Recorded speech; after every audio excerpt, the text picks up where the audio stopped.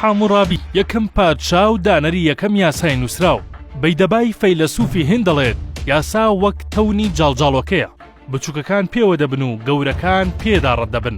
ئەمە لە کاتێکدایە حاموڕابی بەشێکی تایبەتی یاساکانی بەسەرچینی فەرمانڕەوا جێبەجێ دەکرد و یاسای تایبەتی بەچینی فەرمانڕەوادا نابوو.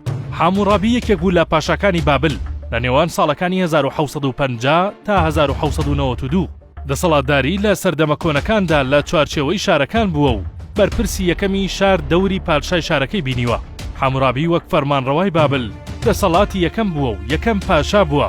یاسای نوسراو دابنێت بە مەبەستی ڕێخستنی کۆمەڵگا. با بۆچوونی توێژەران و لێکۆڵەران دانانی یاسا لەو کاتەدا گرنگیەکەی لەوەدایە کە ئەو کات حاموڕابی بڕوای وابووە کە ژیانی کۆمەلگا دەبێت لە ڕێگەی دەقێکی نوسراوەوە ڕێک بخرێ کە یاساکان هەرچەندە خراپ بووبن بەرامبەر نەبوونی یاسا هەنگاوێکی زۆر باش بووە. حاموڕابی وەک شەشەمین پادشای بابل توانی کۆمەڵێک نووسین لە شێوەی یاسا لەسەر تا تێک بنووسێت و لا ناوەڕاستی بابل هەڵی واسێت تا تەواوی خەڵکەکە بیبینێت و پێوە پابەند بێت کە یاساکان پەیوەست بوو بە ڕێخستنی لایەنی کشتوکاڵ، مەڕووماڵات، دزی، شێوازی مۆڵکداری، حکومداری، مافی ئافرەت، منداڵ، ڕێخستنی ژیانی کۆیلا. یاساکان پێکدێن لە 282 بن، هەرچەند چەند بەندێک لە یاساکان ون بوون و نەدۆزراونەتەوە.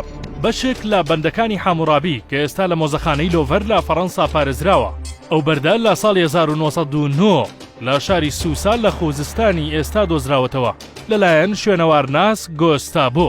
بەشێک لە بەندەکانی حاموڕابی بەندی هەشت، هەر کەسێک گیایەک یان بەلەمێک لە ماڵی پاشا یان بەرپرس بدزێت ئەوە دەبێت 10 ئەوەندەی خۆی و باپی سەرچاوەیەکی تر 30 ئەوەندەی خۆی قەرەبوو بکرێتەوە. گەر لە ماڵی هەژارێکی دزی پێویستە 10 بەرامبەر پێی بداتەوە، گەر توانای دانەوەی نەبوو دەکوژرێت.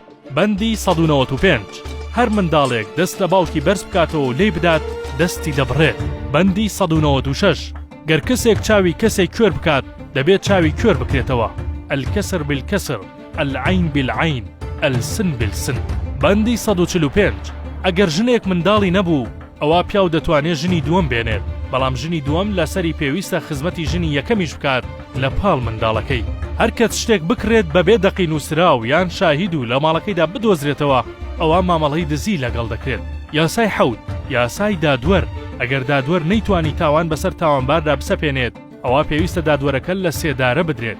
یاسای هەشت گەر کەسێک شتێکی لێ دزراو نەیتوانی بیسەلمێنێت دەکوژرێت. یاسای 9 گەر دزی بکرێت و بەرپرسی ئەو شوێنە نەیتوانی بیدۆزێتەوە پێویستە و کەسە پارەکە بداتەوە و زەرەرەکە بگێڕێتەوە.